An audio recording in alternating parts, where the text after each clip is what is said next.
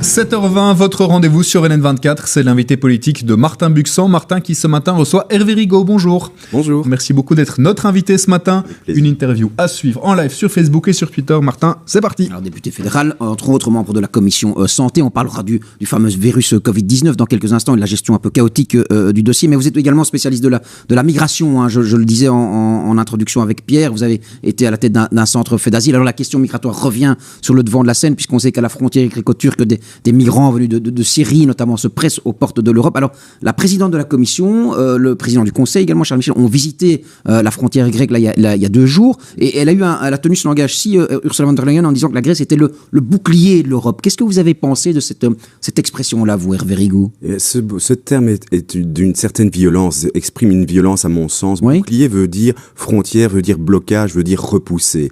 Et donc la Grèce serait un lieu de défense de l'Europe contre d'autres personnes. Et ces autres personnes sont des hommes, des femmes, des enfants, victimes d'atrocités, victimes de guerre, qui sont aujourd'hui finalement otages de stratégies politiques, otages de situations qu'ils n'ont pas choisies. Ouais. Et donc, c'est inacceptable, ce type de propos. Aujourd'hui, moi, ce que je vois, j'ai une colère terrible par rapport à ces enjeux, par rapport au comportement qu'on a à l'égard de ces victimes, qu'on prend en otage, colère de voir à quel point on les repousse. Maintenant, on les repousse presque dans l'indifférence générale. On a vu les images, hein, là, on repousse les bateaux, les embarcations dans on les repousse presque dans l'indifférence des hommes et des femmes, prennent des armes pour les repousser. On va dresser des frontières demain pour les repousser. Je suis en colère aussi de constater à quel point aujourd'hui on prend en otage ces victimes, on prend en otage aussi la Grèce.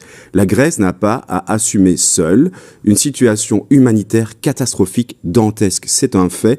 Nous sommes dans une situation terrible, humainement. Okay. Et donc, c'est ensemble que nous devons prendre des mesures. Et ce n'est pas en relevant les frontières et ce n'est pas en prenant des boucliers qu'on va y arriver. C'est pas le bouclier, c'est pas l'Europe forteresse. Mais on fait quoi alors? On aide les Grecs? Comment? Qu'est-ce qu'on fait là-bas? On doit évidemment immédiatement. On laisse rentrer tout le monde. C'est ça le discours? Ce n'est évidemment pas le discours. C'est pas ça le discours. Rappelons-nous, on avait une solution qui était là. Il y avait le pacte de Marrakech qui offrait une solution, qui était une solution équilibrée, une répartition entre chacune et chacun, une solution de solidarité, une solution responsable de gestion légale de la migration. Aujourd'hui, on a fait pratiquement rien du tout. Aujourd'hui, les faits sont là, il y a une situation catastrophique où il faut apporter une réponse immédiate. Oui, cette réponse immédiate ne peut pas être seulement celle des ONG. Cette réponse immédiate, c'est déjà une solidarité à l'égard de tous ces migrants. Ça, c'est clair. Et on ne peut pas les laisser comme cela aux frontières en leur disant ce n'est pas notre problème. Une solution, c'est évidemment une solution européenne. Moi, je suis européen, fondamentalement européen. Je suis fondamentalement européen. En tant qu'Européen, je ne comprends pas. Ce n'est pas l'Europe qu'on a voulu au sortir de la guerre. Une Europe qui, à un moment donné, est juste économique, n'est pas une Europe. Une Europe, c'est la solidarité. À un moment donné, l'Europe qu'on a voulu, c'est une Europe où on prend tout, où on laisse tout. Et alors là, on accueille qui et comment, pour bien comprendre? Alors, comment on doit procéder? Au niveau de l'accueil, il y a tout d'abord le cadre légal, il est là. C'est la Convention de Genève. La Convention de Genève fixe les personnes qui ont droit au statut de protection internationale. Pour pouvoir le faire, il faut donc d'abord analyser évidemment le statut, la situation de ces personnes et les mettre dans les conditions pour pouvoir analyser. Il y a aussi ces personnes, comme vous dites, de pays en conflit qui méritent la protection subsidiaire. C'est-à-dire, ils sont en danger de mort. Ils sont en danger de mort. Et donc aujourd'hui, ces personnes doivent être accueillies pas éternellement, pas dans n'importe quelle condition, mais on doit leur garantir une protection de leur vie, c'est ça l'enjeu, une protection de leur vie. Donc on les laisse rentrer, Qu'est-ce que vous pensez du fameux modèle australien que prône l'ex-secrétaire d'État à l'asile et à la migration Theo Franken en disant voilà, Europe forteresse, on protège les frontières, mais chaque année on prend certains quotas de candidats à l'asile véritablement qui souffrent dans leur pays. C'est une bonne formule ça comme fonctionne l'Australie? Donc j'ai bien entendu l'interview de Theo Franken et mon réveil était presque aussi difficile que ce matin parce que je ne suis pas du matin, mais là il faut reconnaître que le saut du lit a été compliqué. C'est pas une bonne formule alors? Les formules de Theo Franken sont souvent des formules simplistes qui donnent le sentiment. Le système de Theo Franken est un système simple qui donne le sentiment. En gros, le résumé, c'est de dire on gère nos frontières, mais si vous passez, eh bien effectivement, on aura un accueil humain. C'est inexact. Aujourd'hui, on ne peut pas considérer que la solution, c'est d'avoir des frontières imperméables. Les frontières imperméables ne sont pas des frontières humaines. Les frontières doivent être maîtrisées, c'est certain. C'est-à-dire, à un moment donné, le modèle que l'on doit développer, c'est une politique migratoire européenne. Tous les pays d'Europe doivent se répartir un quota un nombre de migrants au regard de ce qui arrive dans le pays et pratiquer la même politique. Mais vous comprenez bien, vous entendez bien que l'Europe, quand même, elle a basculé d'un certain côté. Quand on voit le langage qu'a tenu Ursula von der Leyen, quand on voit les pays des premiers ministres, Orban, etc. Voilà, vous êtes choqué parce je suis terriblement choqué. Ce n'est pas l'Europe que nous voulions, ce n'est pas l'Europe. La Belgique est mère de l'Europe, ce n'est certainement pas l'Europe que la Belgique a voulu créer et veut soutenir. Cette Europe, elle est juste économique et elle stigmatise. Et ça n'est pas acceptable. Elle stigmatise. Qu'est-ce que vous répondez, Hervé Rigaud, quand on vous dit que vous êtes des laxistes de gauche en matière de... Nous ne sommes pas des laxistes de gauche, nous ne demandons pas... L'Europe et la Belgique ne sont pas des pays porte ouverte. Nous ne disons pas oui à toute la migration, nous disons oui à prendre nos responsabilités. On a signé les accords de la Convention de Genève, on a signé Dublin. Eh bien, on doit prendre nos responsabilités dans ces textes. On doit appliquer, c'est-à-dire à un moment donné, des hommes et des femmes ont le droit d'introduire une demande de protection internationale. Ce droit, on doit le respecter. Au terme de ce droit, des hommes et des femmes peuvent se voir refuser l'accueil en Belgique. Et dans ce cas, nous devons aussi appliquer la loi qui est effectivement de dire à ces personnes, votre place n'est pas chez nous et vous devez introduire une demande de retour volontaire et au besoin aussi de pratiquer le retour forcé. Donc nous ne sommes pas laxistes, mais nous ne sommes pas non plus irresponsables. Pas laxistes, pas irresponsables, ça c'était pour le chapitre immigration. On va venir sur le chapitre parlementaire dans quelques minutes, mais d'abord, comme vous l'avez dit, on a reçu Theo Franken hier, il avait un message pour le Parti Socialiste, notamment au niveau de la formation du gouvernement. Écoutez-le, je vous propose de le regarder une minute. On doit avoir un accord avec le PS. Même on doit pas aimer l'un à l'autre. Ça, c'est pas la chose, mais on doit être professionnel et correct. Et travailler ensemble, même. Et moi, j'ai fait des négociations avec Bart de Wever et M. Magnette pendant 8 mois. Et j'ai senti toujours, et M. Di Rupo, et c'était toujours une attitude correcte. C'était pas, on n'a jamais fait bagarre ou faire des rusies. Des rusies, des querelles, jamais, c'était correct, parce qu'on sait un jour, on doit faire un grand accord avec la NVA et le PS, parce que nous sommes les deux grands partis du pays. Alors, vous voyez ce qu'il veut dire, il ne faut pas s'aimer, mais il faut bosser ensemble. Vous êtes d'accord avec ça, Hervé Rigaud, Parti Socialiste et NVA? Il va falloir trouver un grand accord pour ce pays. Mais je crois que le propos de Theo Franken, c'est un peu le surréalisme à la belge que j'entends ici. Donc il est en train de nous dire, hier il a dit deux choses. Il a dit d'abord, Bart de Wever est un homme d'État. Ça c'est totalement surréaliste. Un homme d'État ne peut pas, d'un côté, dès le 9 octobre, jeter en pâture la note de l'informateur de l'époque, Paul Magnette, en disant que c'est de la bouillie et qu'il faudrait une brosse à dents pour les Flamands pour pouvoir digérer. Donc déjà là, un homme d'État n'oppose pas Flamands et Wallons. Ce qu'il a fait déjà là, c'était une opposition. Deuxièmement, un homme d'État ensuite ne peut pas appeler à la levée d'un front flamand. Un homme d'État, un État belge, est un homme qui va défendre l'intérêt de l'ensemble des citoyens et de ne pas opposer le Nord et le Sud. Donc c'est une fin de non-recevoir que vous opposez c'est inacceptable. Mais sur le fond, alors sur le fond, pas sur le caractère d'État. On va revenir, je crois que c'est quand même complètement fou, de nouveau, ça c'est du surréalisme. Monsieur Franken dit depuis le départ, on doit bosser ensemble, sauf que on a été à toutes les réunions, plus de 60 réunions. On a entendu, on a discuté, on a tenté de voir s'il y avait des convergences. Et au terme de cette situation, il n'y a pas de convergence, c'est clair. Alors ce n'est pas, nous ne voulons pas aller avec la NVA, nous ne voulons pas du programme, des options soulevées, mises en œuvre par la NVA, parce que ces options ne vont pas dans le sens des enjeux de société que nous voulons défendre. C'est ça le problème. Alors, ce n'est pas un non dogmatique, c'est un non parce que nous ne partageons pas les mêmes valeurs, et je pense qu'aujourd'hui, quels que soient les partis, la NVA en premier, on doit comprendre que ce n'est plus une option. On a été clair sur le sujet. Ce n'est plus une option. Pierre. Hervé Rigaud, deux réactions, réflexions sur la page Facebook par rapport à la question migratoire. Tout d'abord, Bob qui vous accuse de prôner des choses inapplicables dans l'état actuel des choses. On va voir comment vous réagissez à ça. Et Eric qui demande aussi si c'est l'Europe qui doit être le seul continent à accueillir tout le monde. Alors, sur la première question, la solution que je ne propose pas une solution directe. Ce qui est inapplicable, c'est d'agir seul et isolément. On n'apportera pas une réponse seule à la question migratoire. Donc, ce qui est applicable, c'est une politique commune et solidaire, commune de toutes et tous, et une politique claire, transparente et connue. Pas la frontière porte ouverte, mais une frontière avec des règles claires. La migration légale doit être organisée. Deuxièmement, effectivement, ça ne peut pas être que le rôle de l'Europe. C'est le rôle également des autres pays où l'on peut être en sécurité. Évidemment, c'est le rôle des États-Unis, c'est le rôle aussi on le disait tout à l'heure, mais la politique n'est pas bien menée à ce niveau-là, de l'Australie. Mais non, c'est une politique solidaire de l'ensemble. Et d'ailleurs, c'était la volonté du pacte de Marrakech. C'est de mettre tous les pays autour de la table pour trouver une solution commune à cette problématique migratoire. le problème, vous voyez bien, Hervé Rigaud, c'est vrai que même la Flandre et la Wallonie n'ont pas la même vision de la politique migratoire. La Wallonie est à gauche, la Flandre est plutôt à droite, donc c'est quand même entre Belges, c'est difficile de définir une politique d'asile et de migration.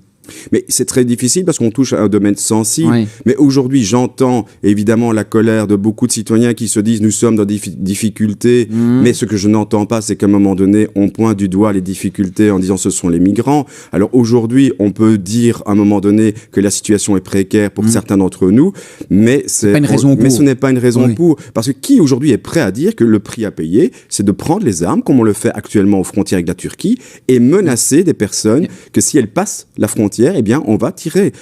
Qui peut le faire? Je ne le ferai pas. Vous êtes spécialiste, dernière question là-dessus. Il y a une vraie crise migratoire qui menace aujourd'hui la Belgique, un afflux de réfugiés comme on l'a connu il y a 2-3 ans.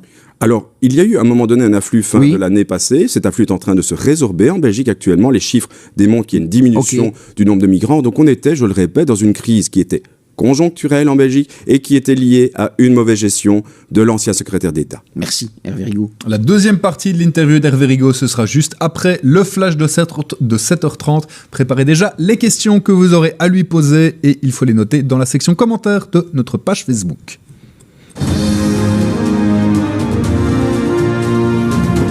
Les médecins généralistes sont en colère. Ils dénoncent un manque de clarté de la part du gouvernement sur les procédures à appliquer pour soigner les patients potentiellement infectés par le Covid-19. Autre problématique, la pénurie de masques de protection, mais il y a peut-être une solution. Une entreprise belge s'engage à fournir des milliers de masques au gouvernement. Amnesty International inquiet par les résultats d'un sondage sur le viol. 1 jeune sur 4 dit en avoir été victime. 1 sur 2 estime que la victime peut être tenue pour responsable de ce qui lui est arrivé.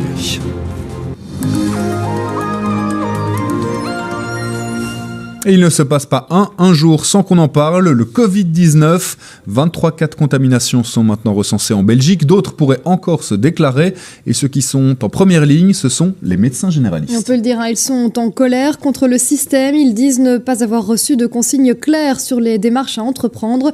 La procédure à appliquer, en fait, n'a pas été mise à jour. Elle conseille encore aux patients de se rendre chez son médecin généraliste. Mais avec la propagation de l'épidémie, c'est finalement peu recommandé de se retrouver dans une salle d'attente avec d'autres personnes évidemment risquées de les contaminer. Anne-Sophie, que faut-il faire alors ? Alors le collège des médecins généraux, qui donc représente les médecins généralistes, eh bien, conseille de rester chez soi si l'on a des symptômes modérés, mais d'avoir évidemment un contact téléphonique avec son médecin. Et puis pour les patients qui sont plus gravement atteints, alors là on leur conseille de se rendre à l'hôpital. Et on le rappelle, les symptômes sont similaires à ceux d'une grippe, donc de la toux, des problèmes respiratoires, de la fièvre, des courbatures ou encore des maux de tête. Mais ce qui dérange particulièrement finalement les médecins généralistes, c'est le manque de communication entre le gouvernement fédéral et les gouvernements régionaux dans la gestion de cette crise. Les généralistes ont eu de bons contacts avec les autorités fédérées, donc le cabinet Marron pour Bruxelles et Montréal pour la Wallonie. Ils ont été d'emblée associés aux discussions avec ces cabinets fédérés, alors qu'ils sont complètement ignorés par le cabinet fédéral de Maggie de Bloch. Il n'y a eu aucun contact avec le cabinet de la ministre de la Santé et les procédures ont été mises en place sans aucune concertation avec les médecins généralistes. Et les médecins généralistes qui sont donc en colère contre le ministère de la Santé pour le manque de communication. L'autre problème qui pointe désormais, c'est le manque de masques de protection. Et on peut le dire, avec les gels désinfectants, ils sont véritablement devenus une denrée rare. Alors la Belgique doit maintenant importer ces masques, mais Denis Ducarme, ministre des PME et des indépendants, que nous recevrons plus tard dans cette matinale, a peut-être une solution. Il a visité la société PharmaSimple, qui est donc spécialiste dans la vente en ligne de produits pharmaceutiques. Et bonne nouvelle, l'entreprise louviéroise s'engage à fournir 3 millions de masques au gouvernement belge, et ce à des prix en dessous du marché actuel. Il faut évidemment protéger les patients, leurs proches, les médecins, mais également les entreprises qui, elles aussi, sont impactées par l'épidémie. Et donc après des mesures en région wallonne, Bruxelles et le fédéral lui ont donc emboîté le pas pour venir en aide aux entreprises frappées économiquement par la crise sanitaire. Alors à titre d'exemple, les conditions d'octroi d'un soutien financier seront élargies pour les entreprises bruxelloises. Et puis côté fédéral l'autre exemple, les indépendants pourront obtenir une réduction des cotisations sociales provisoires pour l'année 2020. Et puis à côté de cela, la ministre de l'économie Nathalie Meul va convoquer les partenaires sociaux des groupes des 10 aujourd'hui pour évidemment faire le point sur la situation socio-économique et sur les mesures supplémentaires à prendre au sein des entreprises. On fait le bilan à l'échelle mondiale. 95 000, c'est le nombre de personnes infectées par l'épidémie et 3 200 en sont décédés, la plupart en Chine. Ce bilan augmente de jour en jour. Oui, et ce qui grimpe aussi de jour en jour, c'est l'inquiétude, comme du côté de la France ou de l'Italie, 2 foyers européens plutôt importants de l'épidémie. Alors en Italie, des mesures exceptionnelles ont d'ailleurs été prises. Le gouvernement a tout simplement ordonné la fermeture de toutes les écoles et universités jusqu'au 15 mars. Et les matchs de football se jouent d'ailleurs tous à huis clos jusqu'au 3 avril. En France, avec 285 cas de contamination, c'est toujours le stade 2 sur une échelle de 3 qui est d'application.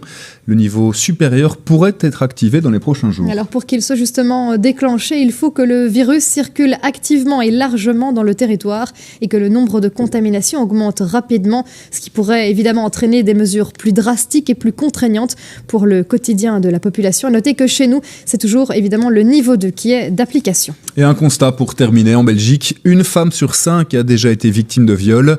Tout ça d'après un sondage publié par Amnesty International et l'association SOS Viol. Mais ce n'est pas le seul chiffre interpellant, hein. Un jeune sur 4 dit avoir été victime d'un viol. Et en ce qui concerne les violences sexuelles, là, un Belge sur 2 en a déjà subi. Des chiffres qui sont en augmentation par rapport au dernier sondage réalisé en 2014, qui peut être d'ailleurs mis en lien avec le mouvement MeToo et la libération de la parole. Mais ce qui inquiète aussi beaucoup Amnesty International, c'est la perception des jeunes concernant le viol et les violences sexuelles. Un jeune sur 2 estime que la victime peut être tenue pour responsable de ce qui lui est arrivé et qu'il y a des circonstances dites atténuantes pour l'auteur des faits. Une opinion qui est d'ailleurs partagée par la moitié des hommes interrogés dans le sondage. Le directeur de la section belge francophone d'Amnesty était sur notre plateau ce matin, il y a quelques instants. Il explique ce qui est effrayant dans les résultats de ce sondage. Les garçons que nous avons interrogés qui pensent que les femmes aiment être forcées et que la violence est excitante pour elles. Donc pas seulement pour eux, mais pour elles aussi. Et ça montre à quel point cette culture de viol est toujours persistante et est expliquée ou explicable pour eux, en tout cas, et donc justifiable. Ça n'est pas, bien entendu, hein, mais il est évident que lorsqu'on entend le langage utilisé, elle s'habille comme une pute, etc., ce sont des choses qui évidemment laissent des traces et montrent à quel point aussi, et ça c'est aussi une constatation que nous avons faite dans les groupes de parole, alors pas dans le sondage, les jeunes qui doivent être les plus visés, à savoir les jeunes garçons ici entre 14 et 25 ans, n'avaient jamais entendu parler par exemple du hashtag MeToo. Donc c'est effrayant, mais c'est comme ça. C'est possible. Oui, mais je sais, mais ce sont les femmes. Et le hashtag MeToo a d'abord eu un impact extraordinaire sur les femmes parce que c'était une occasion de libérer la parole, d'oser dire ce qui était arrivé, ce qui est un des gros problèmes. Mais encore une fois, c'est reporter la charge sur la victime et pas sur l'auteur.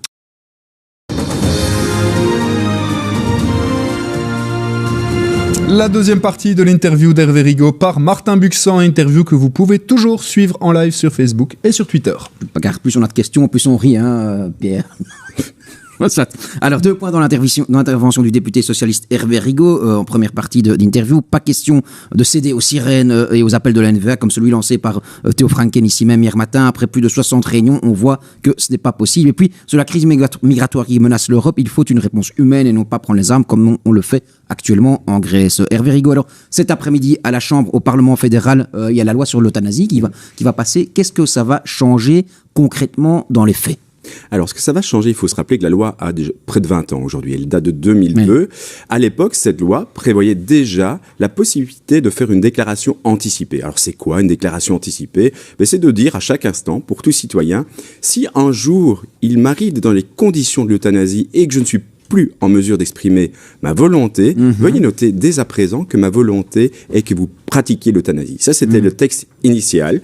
Sauf que ce texte initial vous demandait de renouveler votre déclaration tous les 5 ans. Fastidieux et aussi dangereux, puisqu'un oubli aurait pu finalement provoquer l'effet contraire de votre demande. Et donc ça a été...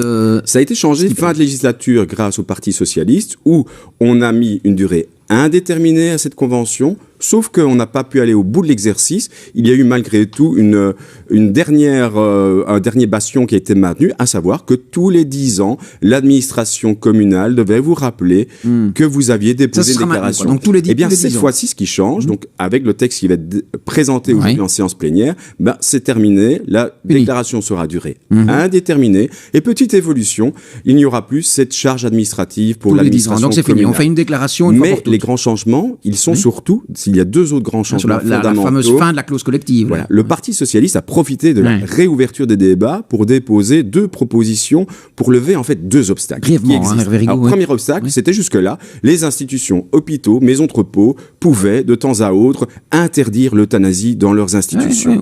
On lève l'obstacle, c'est pas acceptable aujourd'hui. On doit permettre librement de pratiquer aux médecins et donc aux patients de pouvoir respecter leur choix, leur volonté.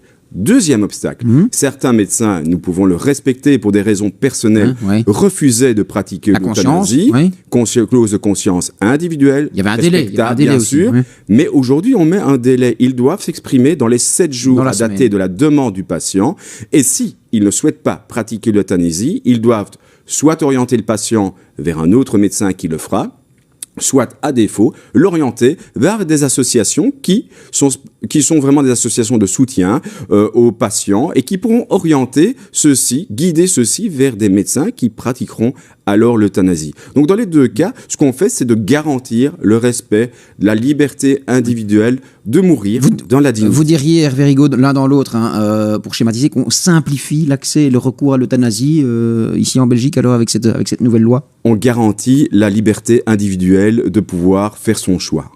Alors vous êtes également membre de la commission santé du Parlement fédéral. Beaucoup de débats pour le moment au niveau du Covid-19. Maggie de Bloch a été auditionnée, vous l'avez auditionnée là il y a 2 jours. Elle est elle est quand même assez contestée, les mesures du fédéral. On a entendu Elio Di Rupo hier qui disait il faut que les mesures soient analogues partout dans toutes les régions du royaume. C'est pas le cas pour le moment. Au niveau de la communication, ça a été aussi assez erratique. C'est votre opinion, vous partagez ça ou pas? Vous dites. Mais globalement, je pense, en tout cas, ce que nous avons obtenu comme information, c'est de voir que, en tout cas, l'action se met en place rapidement. La concertation avec les entités fédérées, les mesures ont été prises assez rapidement également. Mais c'est vrai qu'il y a des choses encore à mener. Disait que c'était pas terrible. Alors, évidemment, il y a des choses à renforcer. Ce qui doit être renforcé, c'est la concertation. Elle doit s'accélérer. Ça, c'est évident. Il faut une solution globalisée, une solution concertation aussi avec les personnes de première ligne. Ça, visiblement, aujourd'hui, ça doit être renforcé. Les médecins sont furieux. Voilà. Ils disent que les mesures sont ridicules. Mais je pense qu'il ne faut pas céder à 2 choses. La banalisation serait une erreur.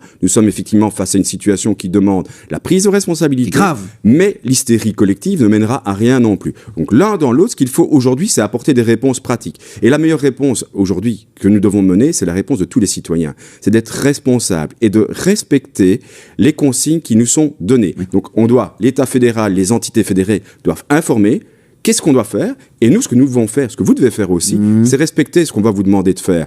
Et c'est important parce que chacun d'entre nous peut être porteur demain de ce virus. Et donc, par notre comportement, nous pouvons effectivement lutter contre la propagation ou, par contre, favoriser la propagation. Le problème, entre guillemets, Hervé Rigaud, c'est que vous dites respecter les consignes, mais parfois les consignes sont même contradictoires, d'une école à l'autre, d'un établissement scolaire à l'autre, ou d'une commune à l'autre. Je voyais, on a eu Olivier Minguin, Olivier Saint-Lambert dit pas la même chose qu'Etterbeek. Donc, c'est le citoyen, il est donc essentiel d'avoir une seule communication, et ça c'est clair, une seule communication, une cohérence, et il n'est pas pertinent d'avoir des prises de décision individuelles au niveau local, Pour le dire autrement, est-ce qu'il n'y a pas trop de monde qui se mêle de cette crise Covid-19? Je pense qu'à mon sens, il est temps d'avoir une bonne concertation avec un porteur, une task force et un patron dans cette situation, et on parlait d'une seule voix. Il y a trop de ministres en charge de la santé en Belgique? Il n'y a pas trop de ministres en charge de la santé aujourd'hui en Belgique. Nous sommes dans une situation où nous devons nous concerter pour apporter une solution commune, un discours cohérent, unique, et chaque ministre travaille sur la santé, mais a des compétences spécifiques et doit œuvrer dans ses compétences pour passer le bon message et prendre les bonnes actions. Et après avoir entendu la ministre de la Santé au Parlement, dans votre commission, vous êtes persuadé et convaincu que la Belgique est prête à faire face à l'épidémie qui arrive ou qui est là? Je crois qu'il y a plusieurs stades qui doivent être encore renforcés. Le premier stade, vous en parliez tout à l'heure de l'actualité, la fourniture de matériel nécessaire pour répondre à la situation. Okay. On n'y est pas encore, c'est à améliorer. Deuxième stade, nous avons mis l'accent, nous devons développer les laboratoires qui vont être à même de pouvoir demain... un seul labo pour le moment en Belgique. Un seul labo, c'est pas raisonnable, c'est même irresponsable.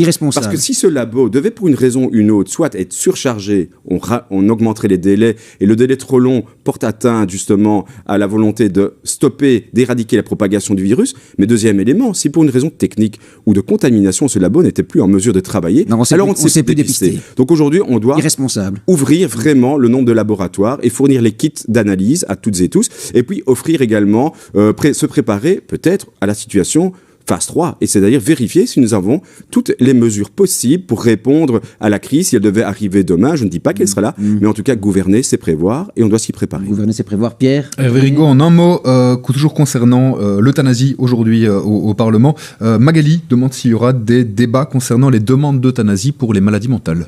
Alors, le sujet n'est pas d'actualité aujourd'hui. C'est un sujet qui viendra probablement dans le temps et qui nécessitera la réouverture des débats sur l'euthanasie. Donc aujourd'hui, on est en séance plénière, le parcours législatif est terminé, et aujourd'hui, on est amené à voter justement sur les propositions que je vous indiquais. Oui. Durée indéterminée, fin de la clause de conscience collective et fin des clauses de conscience individuelles, en tout cas de l'obligation de pouvoir se prononcer. Donc, pour répondre à Magali, donc non, ce n'est pas à l'ordre du jour, mais je suis convaincu les débats. Ce débat devra revenir en commission. Nous devons poursuivre l'avancée raisonnée, raisonnable, réfléchie, et la maturité est là aujourd'hui, après 20 ans de cette loi sur l'euthanasie, pour poursuivre l'avancée, mais ce n'est pas d'actualité. Merci Hervé Rigaud d'avoir été avec nous ce matin. Je vous en prie, merci à vous. Merci beaucoup Hervé Rigaud, merci Martin. Évidemment, on se retrouve dans une demi-heure avec Denis Ducard.